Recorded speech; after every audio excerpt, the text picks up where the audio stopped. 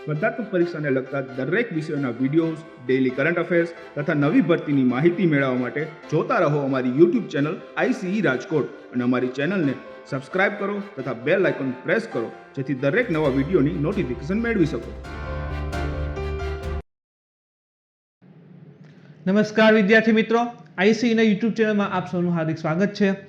મિત્રો, આજે અગત્યની એવી એક નદી એટલે કે પશ્ચિમ પ્રવાહ ધરાવતી નર્મદા નદી, જેને આપણે ગુજરાતની ગંગા પણ કહી શકીએ છીએ, એની તમામ માહિતી મેળવવાની છે. પણ આપણો લેક્ચર આજનો શરૂ કરીએ એની પહેલા થોડીક અન્ય માહિતી પણ આપવી છે.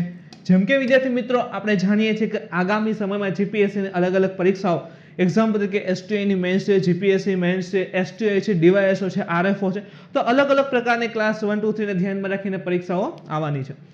તો પરીક્ષા માટે તથા મેઇન્સ હોય કે PT હોય, બધા માટે એક ઇમ્પોર્ટન્ટ સબ્જેક્ટના સ્વરૂપમાં હંમેશા કરંટ અફેર્સ રહેલું છે. જેમ કે મેઇન્સ હશે તો એના આન્સરને ફ્રેમ કરશો તો એની અંદર કે કરંટ આવવું જોઈએ, અને PTમાં તો આપણે જાણીએ છીએ કે કરંટ અફેર્સના બેઠા પ્રશ્ન પૂછે છે. તો કરંટ અફેર્સ ખૂબ ઇમ્પોર્ટન્ટ સબ્જેક્ટ સાબિત થઈ છે. તો મિત્રો, છેલ્લા 3 મહિનામાં જે પણ કરંટ અફેર્સના ખાસ કરીને ગુજરાત, ભારત તથા વિશ્વની જે પણ મહત્વની ઘટનાઓ ઘટેલી છે, બધી ઘટનાઓ એની સાથે જ જે પણ મહત્વની યોજનાઓ છે, એવોર્ડ છે, સંમેલન થયા છે, નિમણૂક થઈ છે કોઈ પદ ઉપર, આની સાથે સૈન્ય અભ્યાસો અલગ અલગ થયા છે, વગેરેની માહિતી ટુ ધી પોઈન્ટ સ્વરૂપે પરીક્ષાલક્ષી તમામ પ્રકારની માહિતી આની અંદર સમાવેશ કરેલ છે. એની સાથે જ મિત્રો, ગુજરાત સરકારની જે નવી ટુરિઝમ પોલિસી છે 2021ની, એ પણ ઇન્ક્લુડેડ છે. એની સાથે હજી વિદ્યાર્થી મિત્રો, જે ગુજરાત અને ભારત સરકારનું 2020-2021 વર્ષનું જે બજેટ રહેલું છે, ખાસ કરીને ઇમ્પોર્ટન્ટ, કારણ કે બજેટ ઉપરથી પ્રશ્ન પૂછે છે, તો આ તમામ વસ્તુને સમાવેશ કરી આ બુકનું જે છે નિર્માણ કરેલું છે. તો મિત્રો, ખાસ કરીને છેલ્લા 3 મહિનાની અંતર્ગત જે પણ કરંટ અફેર્સની અંતર્ગત મહત્વના મુદ્દાઓ રહેલા છે, ચાહે એ ગુજરાતના એટલે કે રાજ્યના હોય, દેશના હોય કે વિશ્વ એટલે કે આંતરરાષ્ટ્રીય કક્ષાના હોય, તમામ વસ્તુને સમાવેશ કરી આ બુક જે છે ટુ ધી પોઈન્ટ સ્વરૂપે તૈયાર કરેલી છે. તો ખાસ કરીને મિત્રો, તમે કહેવાય કે બુક ખરીદી અને તમારી જે તૈયારી છે એને એક નવો જ મોડ આપી શકો છો, એ તૈયારીને ખૂબ વધારે પાવરફુલ બનાવી શકો છો. તો મિત્રો, તમારા નજીકના જે બુક સ્ટોર હશે ત્યાંથી સરળતાથી ઉપલબ્ધ થઈ જશે. તો વિદ્યાર્થી મિત્રો, ખરીદી અને તમારી તૈયારીને એક નવું જ સ્વરૂપ, વધારે એકદમ કહેવાય ને ખતરનાક રીતે એકદમ પ્રબળ સ્વરૂપે જે છે તૈયારીને નવો મોડ આપી શકો છો. એની સાથે જ મિત્રો આગળ વધીએ તો આપણો જે મૂળ ટોપિક આજનો રહેલો છે નર્મદા નદી. અહીંથી ઘણા બધા પ્રશ્નો પૂછે છે. આપણે જાણીએ છીએ લગભગ એક્ઝામમાં પ્રશ્ન હોય જ છે. નર્મદાની સાથે એની સાથે સંકળાયેલા ભૂગોળના કેટલાક ટોપિક આવી જશે, જેમ કે ભાઈ ફાટખેડ. તો આ પ્રકારની વસ્તુને પણ આ ટોપિકની અંદર આપણે સમાવિષ્ટ કરવાના છીએ. નર્મદા નદીનો ઉદ્ગમ કયા રાજ્યમાંથી થાય છે? ઘણાને ડાઉટ છે ભાઈ MP છે કે છત્તીસગઢ છે.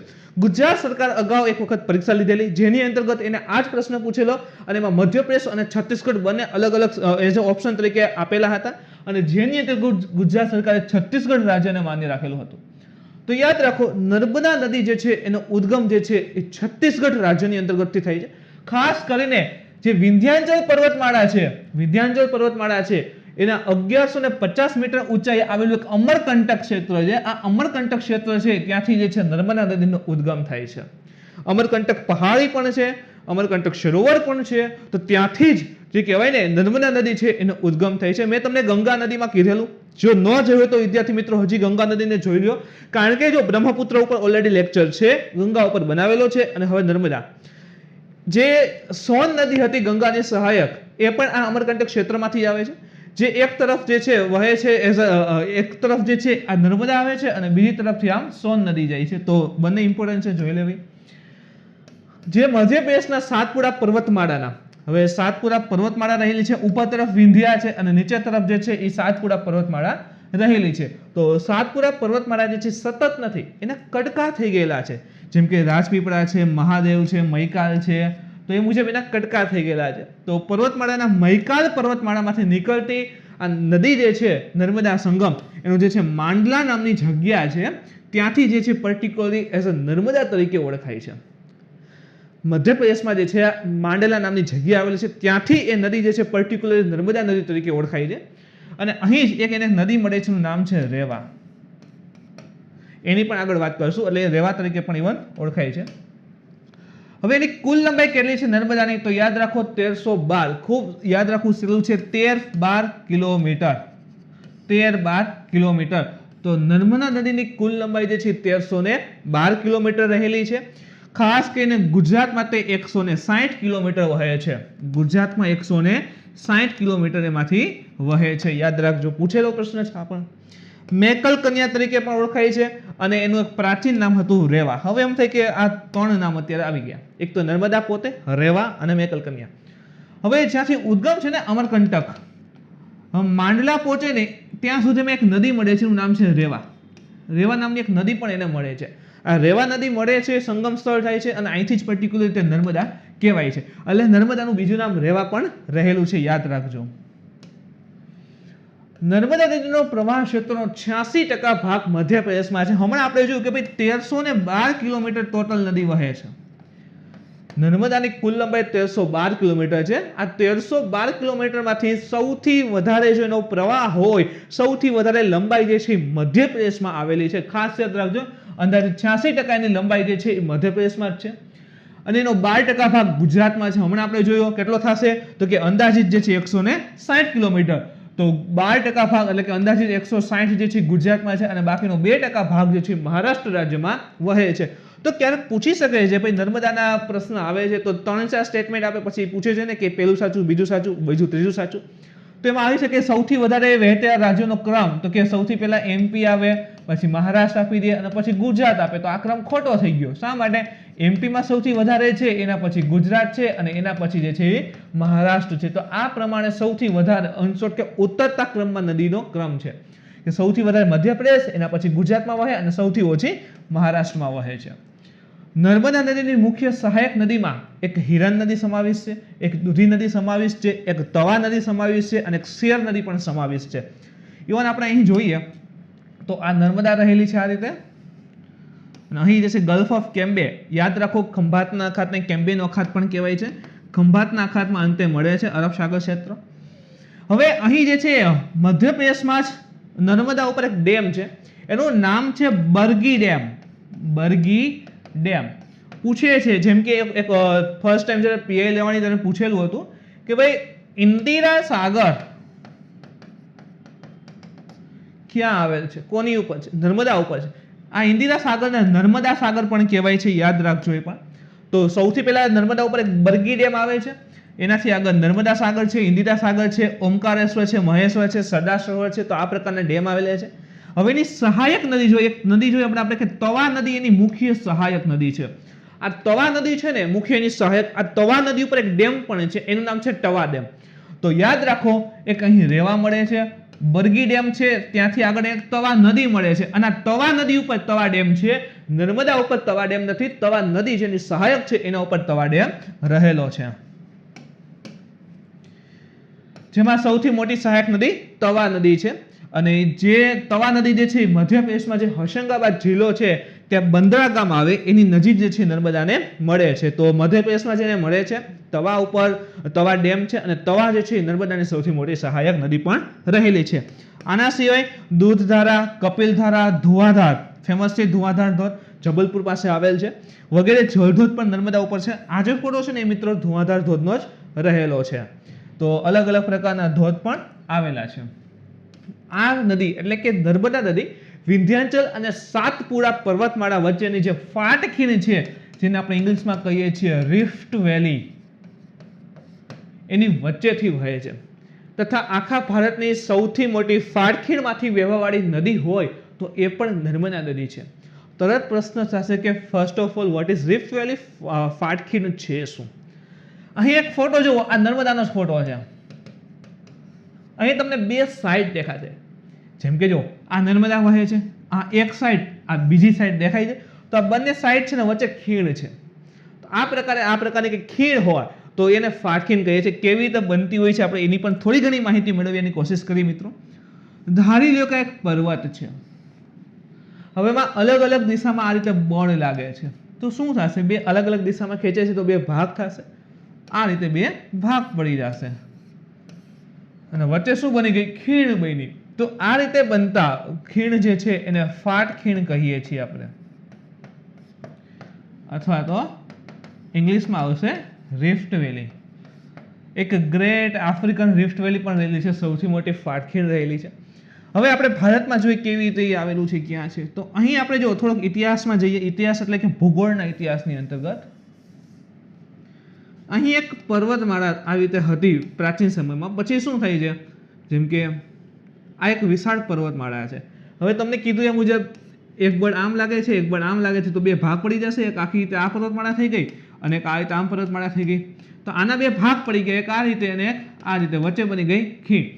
તો ઉપર તરફની જે પર્વતમાળા એવી એને આપણે વિંધ્યાચલ કહીએ છીએ અને નીચે તરફની જે છે એ સાતપુડા કહીએ છીએ. તો વચ્ચે ફાટખીણનું ડેવલપમેન્ટ થયું છે અને એ જ જે છે ફાટખીણ, અને એમાંથી જ આપણી નર્મદા નદી જે છે એ વહે છે. એટલે કે ગુજરાતની ગંગા નર્મદા જે છે એ વહે છે, યાદ રાખજો ખાસ. અને એની સાથે જ આખા ભારતમાં સૌથી લાંબી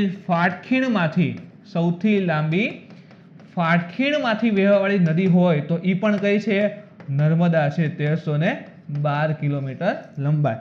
તો અહીં પ્રશ્ન ખાસ પૂછે છે, નર્મદા નદી ફાટખીણમાંથી વહેવાવાળી નદી છે, એ તો એની વિશેષતા છે મિત્રો. એ સાદી નદીઓની જેમ ગંગા છે, સિંધુ છે, બ્રહ્મપુત્ર છે, એની જેમ મેદાન કે પર્વતીય માર્ગમાં નથી. એ બે પર્વતો અથવા તો બે કહેવાય ને ભ્રંશ, એને ફાટખીણ હિન્દીમાં ભ્રંશ પણ કહેવાય છે. તો એ ફાટખીણમાંથી વહેવાવાળી નદી છે, એ જ એની વિશેષતા થાય છે. ઇવન ટાઇટલમાં જ લખેલું કે પશ્ચિમ પ્રવાહ ધરાવતી નર્મદા નદી. આપણે જેમ કે ડ્રો કરીએ તો અહીં મુખ્ય જે પણ નદીઓ હતી બધી આ સાઈડ આવતી હતી ને, આ રીતે મુખ્ય જે પણ નદીઓ છે બધી આમ જે છે, જો મહાનદી, ગોદાવરી, કૃષ્ણ, બધી નદીઓ આ સાઈડ જાય છે. તો નર્મદા જે છે એક તો 1312 કિલોમીટર, કઈ લંબાઈ ઓછી નથી. નર્મદા શા માટે પશ્ચિમમાં જાય છે? બધી નદી બંગાળની ખાડીને પૂર્વમાં મળે છે, મોસ્ટ ઓફ લંબાઈ વાળી. તો નર્મદા એક જ પશ્ચિમમાં શા માટે? ઓલરેડી યુપીએસસી પૂછેલો પ્રશ્ન છે કે નર્મદા પશ્ચિમ તરફ વહેવાનું કારણ શું? શું ઢાળી સાઈડ છે, આ રીતે એવા કારણો આપેલા હતા. તો એનું રીઝન એ થાય છે મિત્રો કે નર્મદા નદી જે છે એ શેમાંથી વહે છે? રિફ્ટ વેલીમાંથી, ફાટખીણમાંથી વહે છે. એટલા માટે એ કઈ દિશામાં વહે છે? પશ્ચિમ તરફ વહે છે. તો યાદ રાખજો ખાસ વિદ્યાર્થી મિત્રો. એટલે આ તમે જો તો એક વિંધ્યાની હશે, એક સાતપુડા, વચ્ચે ફાટખીણ છે, એમાંથી નર્મદા વહે છે. એટલે ઉપર તરફ જે પર્વતમાળા આવશે વિંધ્યાચલ આવશે, નીચે તરફ આવશે એ સાતપુડા આવશે, અને બંનેની વચ્ચેથી જે છે નર્મદા નદી આપણી જે છે એ વહે છે.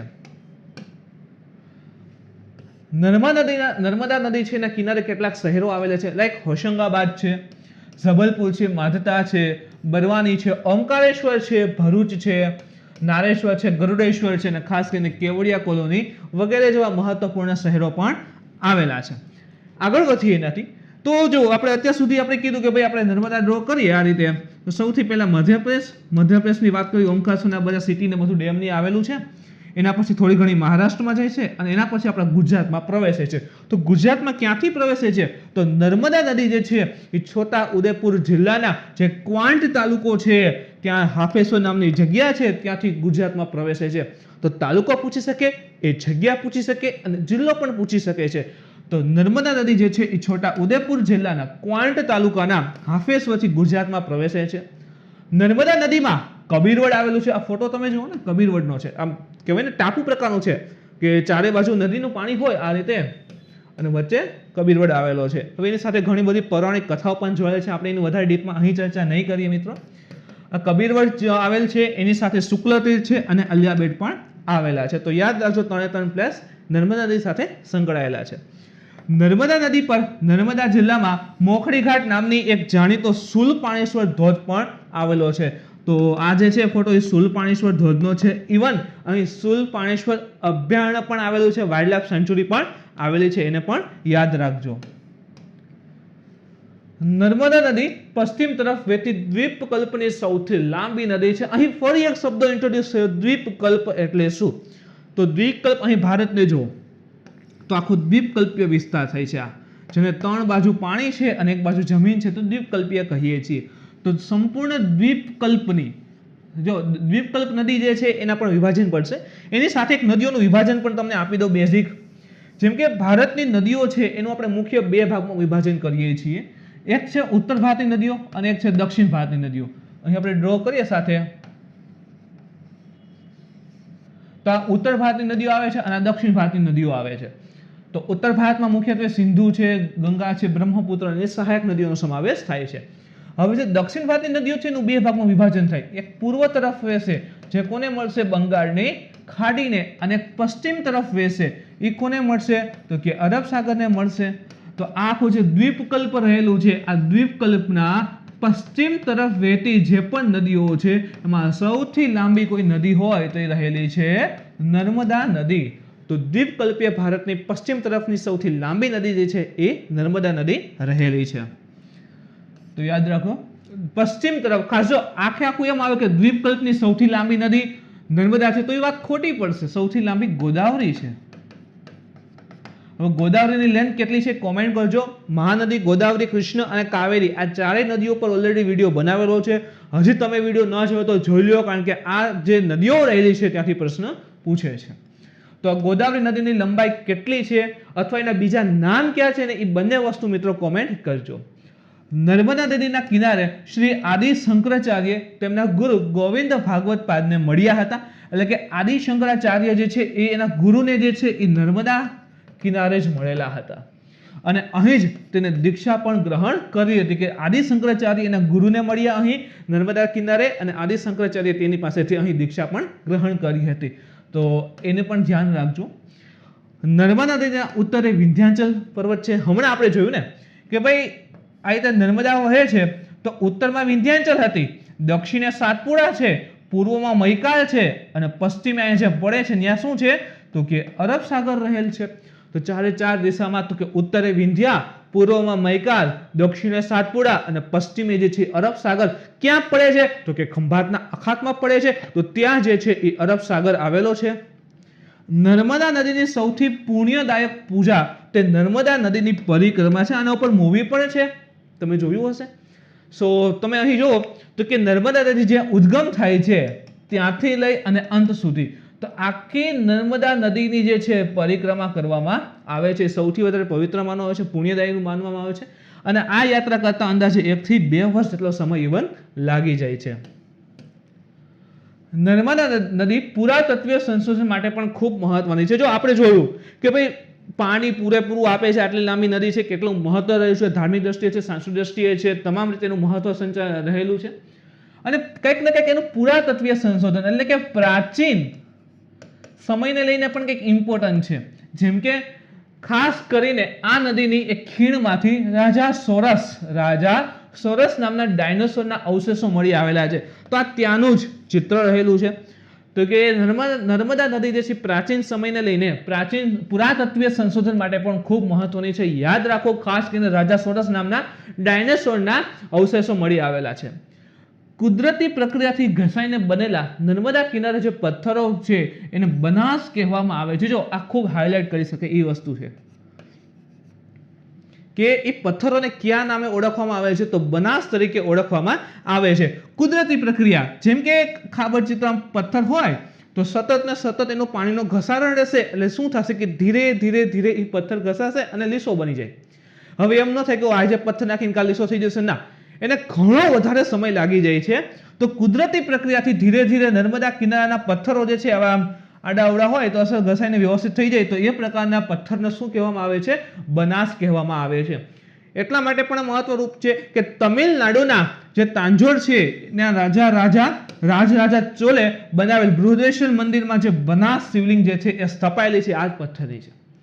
તો તંજાવર જે છે તમિલનાડુમાં આવેલું એના રાજા ચોલે બૃહદેશ્વર મંદિરમાં જે શિવલિંગની સ્થાપના કરેલી છે આ શિવલિંગ જે પથ્થરનો બનેલ છે તે છે બનાસ, જે નર્મદા નદીના કિનારે જે પથ્થરો છે ઘસાઈને બને છે. આગળ વધીએ તો નર્મદા જિલ્લામાં કેવડિયા કોલોની નજીક નર્મદા નદી પર સરદાર સરોવર ડેમ બાંધવામાં આવેલ છે. તો હવે એની તો બધું ફેક્ટ આપણે ઓલરેડી જાણીએ છીએ, ઘણી વખત કરંટ પણ એમાં લીધેલું છે. અહીંયા ફરી એક પ્રશ્ન પૂછું છું, કોમેન્ટ કરજો. સરદાર સરોવર છે એની ઊંચાઈ કેટલી છે? હવે એમ થાય કે આ તો ઘણી વખત છતાં કોમેન્ટ કરજો. સરદાર સરોવર ડેમ બાંધવામાં આવેલ છે. આ ઉપરાંત નર્મદા નદી પર ઇન્દિરા સાગર ડેમ મેં શરૂઆતમાં કીધા, ઇન્દિરા સાગર અથવા નર્મદા સાગર છે, ઓમકારેશ્વર છે, મહેશ્વર છે, બરગી ડેમ છે વગેરે બાંધવામાં પણ આવેલા છે. યાદ રાખો તવા ડેમ જે છે તવા નદી ઉપર છે, નર્મદા ઉપર છે નહીં. હજી એક ખાસિયત એ છે કે જે નર્મદા નદી આવે છે એમાંથી જે અલગ અલગ કેનાલો બનાવી છે. તો હવે જો આ કેનાલ જે છે એનો આ વિસ્તાર તો અમથી કંઈ યુઝ થવાનો નથી કારણ કે અહીં પાણી જતું હશે. ઓકે, સેકન્ડ થિંગ, આપણે સોલર પેનલ સ્થાપવી હોય, સોલર પેનલ લગાવી હોય તો હવે વાડીમાં ને એમાં લગાવી હોય તો કેટલી જગ્યા રોકે? જેમ કે અહીંયા લગાવી હોય તો જગ્યા રોકશે અને આ પાણીનો કંઈ ઉપયોગ તો ઇન શોર્ટ કે આ જગ્યાનો કોઈ યુઝ તો થવાનો નથી. તો ધેટ્સ બેટર કે કેનાલ જે રહેલી છે એની ઉપરની સપાટીએ ઉપરની બાજુ આ પ્રકારની પેનલો લગાવી દઈએ તો જગ્યા પણ બચી ગઈ. બીજી વસ્તુ, અહીં સૂર્યપ્રકાશ જે છે એ સીધું કેનાલના પાણી ઉપર આવશે નહીં, એટલે કે એને શું થશે? બાષ્પીભવનનો દર ઘટી જશે, તો કેનાલમાં પાણી જે છે એ જળવાઈ રહેશે, બાષ્પીભવન એમાંથી ઓછું થશે. તો આવા ઉદ્દેશથી જે છે કેનાલ ઉપર જે છે સોલર પેનલો સ્થાપવામાં આવે છે. અને ગુજરાતના જે મહેસાણા જિલ્લામાં ચંદ્રાસન ગામ જે છે એની નજીક જે નર્મદાની કેનાલ છે એના ઉપર કેનાલ સોલર પાવર પ્રોજેક્ટ ની સ્થાપના પણ ઇવન કરવામાં આવી છે. તો આ મુજબ કેનાલ ઉપર સોલર પાવર પ્રોજેક્ટ જે છે શરૂ થઈ રહ્યા છે. તો મિત્રો, આ હતું ખાસ કરીને જે નર્મદા નદી પરીક્ષાને લઈને ઇમ્પોર્ટન્ટ રહેલી છે.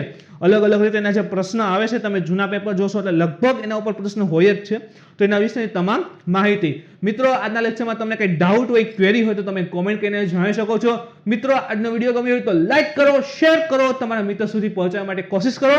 નેક્સ્ટ ટાઈમ ફરી મળીશું આવા જ એક ઇમ્પોર્ટન્ટ ટોપિક સાથે. ત્યાં સુધી મિત્રો ઘરે રહો, સુરક્ષિત રહો, અભ્યાસ કરતા રહો. Thank you.